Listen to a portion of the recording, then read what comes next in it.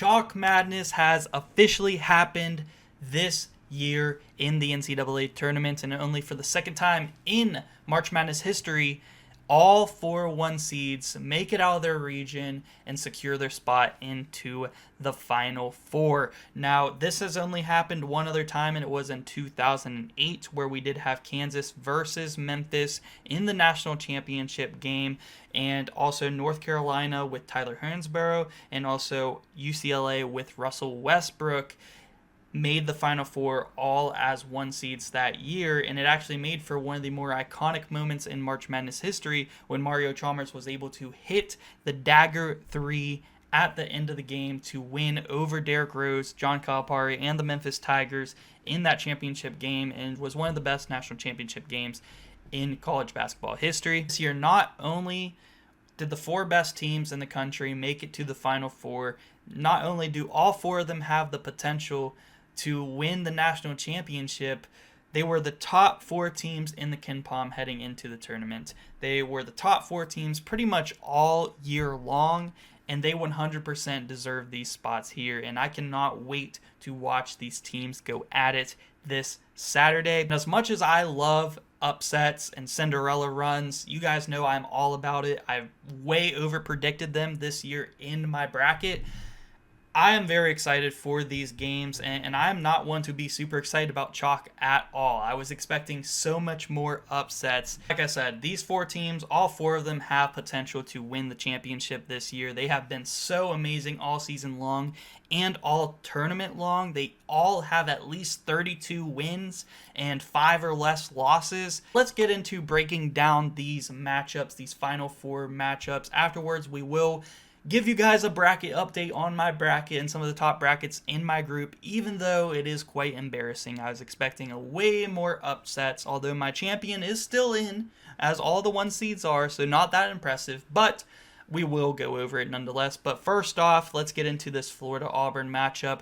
SEC battle. One of these SEC teams will be in the national championship game, and both teams have just looked really good this season. In Auburn's case, Auburn has really surprised me with how they've been winning games. Yes, Johni Broome has still been very good. You expect him to be that best player, but really their guards have taken over. And I did say that Todd Pettiford was going to have a huge tournament, and if Auburn was able to win the championship, a big reason was going to have to be because of him. And I do think between him, Denver Jones, Chad Baker-Mazara, Miles Kelly, I thought that they had enough as a unit of guards to win the national championship.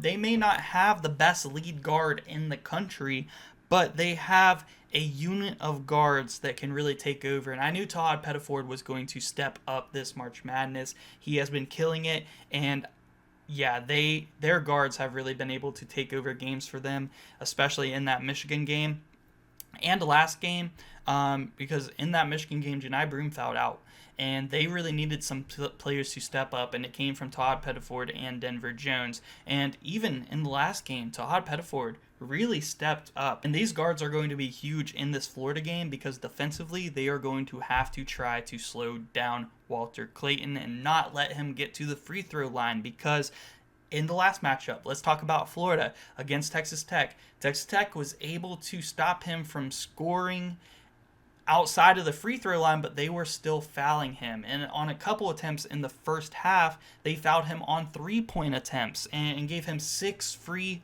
throws at the line. And then towards the end, Walter Clayton was just able to take over and somehow ended up with 30 points.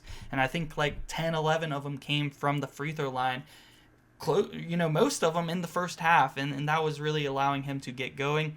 Auburn needs to be able to defend Walter Clayton without fouling him. Do not let him get to the free throw line, and especially do not foul him on 3-point attempts. So that is going to be a huge key to slowing down Walter Clayton. But he was huge in that Texas Tech game, just dribbling inside the paint, back out, hitting a turnaround 3, just releasing as he's turning around, not getting his feet set.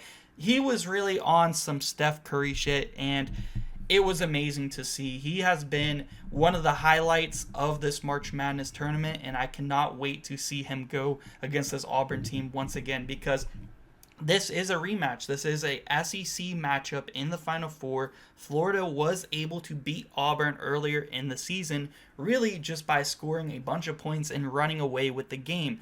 Auburn defensively is going to have to show up in this game, and it wasn't just Walter Clayton for Florida. Thomas Hall deserves a huge shout out for the clutch buckets that he was able to get in that game. He hit back-to-back threes to mount the comeback against Texas Tech, but it was really him as the leading scorer in the first half as well that really helped this team stay in it all the way to the end, and he was such a huge piece to them being able to get the win over Texas Tech. And it's just been somebody able to step up along with Walter Clayton showing up in the clutch that has allowed Florida to get by some of these teams, by UConn, by Texas Tech, both very close games. Texas Tech, I really thought they had it.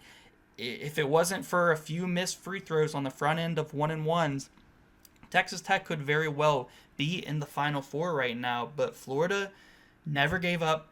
They hit some big threes, 4 threes in total. I think 2 by Clayton, 2 by Hall there at the end to be able to mount a 10-point comeback. It was like, I'm pretty sure they were down 10 points with under 3 minutes to go, or definitely under 4 minutes to go. It was a very insane comeback, and that was one of the better games of the tournament 100%. But they need Elijah Martin, they need Will Richard, they need Alex Condon, I think they need Aberdeen, they need Thomas Hall, they need all their guys to really show up against Auburn and in the championship game if they make it there, if they want to win it all, along with Walter Clayton to be clutch, and I think that they will. And we talked about Auburn needing to play defense, lock down Walter Clayton, not allow him to get to the free throw line. Florida is going to have to do the same thing. They are not going to be able to let Johni Broome get all over the glass, because Florida is a very good rebounding team. They need Condon. They need Thomas Hall. They need even Micah Handleton, who gets into the game, to really out-rebound Johni Broome and defend him in the post. And just don't overhelp too much. I mean, I think that Florida would be best not double teaming Johni Broome, because he is so good at making that extra pass to Dylan Cardwell on the backdoor cut or in the dunker spot. You really have to look out for that, because Johni Broome is so good at making that extra pass to the cutter or making the extra pass to the three-point line, because these Auburn guards can shoot. So honestly, I think that they're better at it putting Hall or putting Condon on Johni Broome, letting them go one-on-one, and trying to get some stops. I really do think that is the best way to go. Do not double team him. That is just my personal opinion. As far as who I think is going to win this game, I have to go with Auburn. I'm going to go with Auburn to win. I know Florida did win earlier in the season when they did play, and it was in the jungle. But I think that this Auburn team is going to get ahead. They're going to not let Florida have a heroic comeback at the end, although I do think Walter Clayton is going to hit a couple shots and make it a good one. I think Auburn is going to be able to hold on with some clutch free throw shooting down the stretch. I think Tahad Pettiford is going to have a 20-point game. He is going to hit some big-time threes. He's going to drive to the rack. The freshman on the senior-filled Auburn team, I think, is going to be the hero this Saturday and take Auburn to the championship game in Bruce Pearl's second Final Four that he is in here with the Auburn Tigers. So I can't wait for this game. It could go either way. Florida is my national champion pick in my original bracket. When I made my second chance bracket, I flipped it to Auburn. Really heading into the tournament, all season long, I was on Auburn. I felt like Auburn had the team to do it, but Auburn entered the tournament cold. Florida just was coming off that SEC championship victory in the SEC tournament, and I decided to go with Florida, and I switched it back to Auburn for my second chance bracket. I'm going to stick with Auburn right now.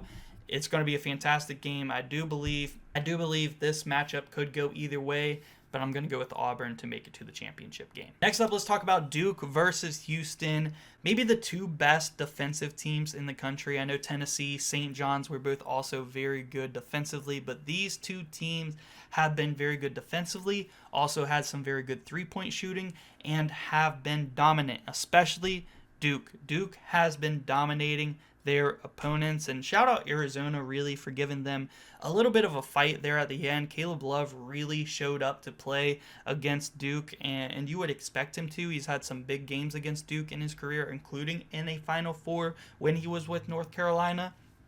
And so shout out to Arizona. They showed a lot of fight and were able to at least keep it close throughout the end and put up 93 points on this Duke defense. That was very, very impressive. But Alabama, Baylor, Arizona, even against Arizona, who was trying to keep it close, Duke has been dominant. And it has not just been Cooper Flagg, guys. Cooper Flagg had a huge game against Arizona, but just as a team, they have been killing it. And between Tyrese Proctor showing up, hitting some big-time threes, being that leader, Con Knipple hitting some big-time threes, they can all get to their spots. They can all find the open guy. I think that Common Malowich has been a huge X factor to this team. I'm pretty sure I saw a stat that he was shooting like 85% from the field. Given most of his shots do come at the rim, either layups or dunks, that is still very impressive to have that 7-footer who can be a shot blocker for you, catch a lob, huge lob threat. I mean, in this Duke offense, it has been so amazing to see how dominant this Duke team has been. But Houston have been very dominant as well. They got off to a huge lead in that Tennessee game and never looked back, and that's really what they needed to do. I do think that LJ Cryer has to have a massive game against Duke if they want any chance to win. And honestly, him and Emmanuel Sharp, you know that these Duke guys are going to shoot the three ball, and they are going to be making them. They are going to be able to put up a bunch of points, even though Houston's defense is very good. They're going to have to show up. I will say this Houston team, they will need Emmanuel Sharp and LJ Cryer to not only be hitting threes, but hitting them very efficiently. And also they have Joe Tugler, Juwan Roberts, guys that can defend Cooper Flagg down low and compete with them on the boards as well. So I really do think they have what it takes to beat Duke. I just can't. I don't know if I can pick them against Duke, honestly, because I do think they could force some turnovers by Cooper Flagg and maybe even against Tyrese Proctor. I think that is going to be a big key to Houston. Not only are they going to have to force turnovers, but get points off those turnovers. Try to get off to an early lead. They cannot come into this game cold offensively and expect to be in it at halftime or that close. They cannot have a slow start in this game. They have to come out fast and force turnovers and get to an early lead. I think that is going to have to be how Houston wins this game. They cannot let Duke be comfortable. They have been dominant all season, all tournament long. But if they are forced to play from behind against this Houston defense, I do think that they will be able to win in that situation. And we haven't really seen Duke have to play from behind in this tournament especially, and I think that's the key. They have to get off to an early start. They have to put pressure on this young Duke team against a very good, maybe the best defense in the country, Houston Cougars team. I am going to pick Duke to win this game. Whoever wins this game, if it is against Auburn, who I did pick in the first game, it would be a rematch. Auburn did lose to Duke in Cameron Indoor Stadium this year, and Auburn did beat Houston. So both would be rematches, but I am going to go with Duke. I do think that that is the way Houston does win this game. They have to get off to an early start and make their shots offensively early. But I think that Cooper Flagg is still going to have a very good game. They need him to have a big one, especially defensively. That is one thing I will say. It is going to be hard for Houston to get out to that early start because Duke is so good defensively. Between Cooper Flag and Malawach down low, it is so hard to score on the inside for anyone, and I do think Houston will struggle with that. I do think that this is going to be maybe a low-scoring game unless Duke can get out into transition and get some early buckets, or vice versa. I'm going to say that Duke does win this game and make it to the national championship game. And I'm not going to break it down too much between Auburn and Duke because we don't know if that's for sure going to be the championship game or not, but I'm going to stick with my second chance champion in Auburn and take the Auburn Tigers to win the championship out of these 4 teams. I do think that all 4 of them have a legit chance to win the championship this year, and I cannot wait for these games, but I'm going to stick with the Auburn Tigers for now to win it all. Well, guys, unfortunately, we do have to review my bracket, and we'll review the top brackets that are in my group as well and give them a shout out for picking a good bracket. Yeah, I could have just completely chalked my bracket and it would have been better than this, and that's crazy to think about. You know, I was really wrong about a lot of upset picks. I had Gonzaga in my Final Four, as you guys know, and they were close, man. They almost were able to pull off an upset against Houston. Was unable to do it. I do believe that if Gonzaga was able to get by them, they did have a nice path to the Final Four. So I'm not too mad about that one. I was completely wrong about Drake over Texas Tech. I had Drake to the Elite Eight. That was the wrong pick. Texas Tech, way too good offensively. I thought that Drake was going to be able to do a similar thing that they did to Missouri, slow the game down enough with that good defense and do it against Texas Tech as well and be able to win the game. I was wrong about that, but I did have Florida and Duke in my Final Four, and in my championship game was Florida versus Duke. Still a possible matchup. I did have Auburn in my Elite Eight with Iowa State over Auburn. I did not think that Iowa State defensively just was not going to show up against Ole Miss at all, and Keyshawn Gilbert was a huge piece of that. I'm worried about TJ Otzelberger being able to get his teams ready for the tournament right now. I'm starting to distrust Iowa State as far as a team I picked to go far in future March Madnesses until they can prove it. So, yeah, my bracket is not the best. I did have BYU to the Elite Eight. They made it to the Sweet 16. I had them beating Alabama, was unable to do that. My bracket's a complete mess. But we do, even though it's not impressive at all, have 2 of our Final Fours that did get in, Duke and Florida. So if Florida does win the championship, it does not necessarily save this bracket. It's still going to be bad, but getting the champion pick is ultimately the most important thing. So we will see if they are able to do it, even though I am predicting against them. I am picking Auburn over Duke in the championship game now, so I am going against that. Yeah, my bracket's not looking good at all. Now let's take a look at some of the top brackets in our group. We have tied for first place Will Risher and Boiler/Fryer. I actually know who that is. Comments on a lot of my videos. Shout out to you, man. Boiler Fryer has the Providence and Purdue profile picture, so shout out you. Getting your bracket up here top of the group. All Final Fours correct. Decided to go all 4 1 seeds in the Final Four and was correct. So shout out to you guys, man. I was expecting a lot more upsets, but I was completely wrong. And yeah, did you get Auburn over Michigan State, Duke over Alabama, Houston over Tennessee, and Florida over Texas Tech? 8 for 8 on the Elite Eight. So wow, what a pick, guys.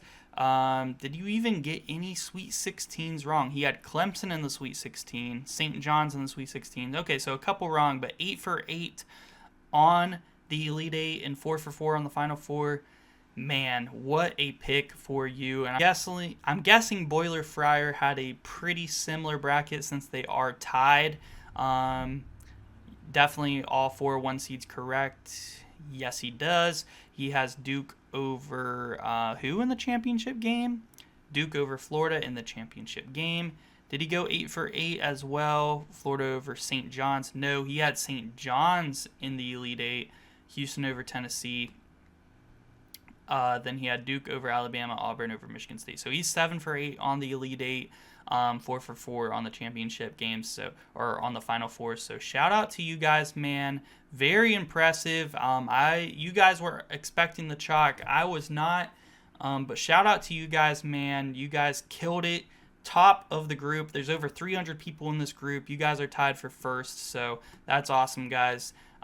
Great to see. But yeah, that is going to do it for this one. As you can see, I'm nowhere near the top of my group. My bracket is garbage, just destroyed. But that is going to be it for this one. Let me know who you guys think is going to win the championship out of these 4 1 seeds. The top 4 teams in the country, top 4 teams in the KenPom made it to the Final Four, and it's just crazy to see. These teams are all so talented. It's going to be some fantastic games, hopefully, so I look forward to watching them. Let me know who your guys' championship pick is right now, and yeah, guys, thank you so much for watching.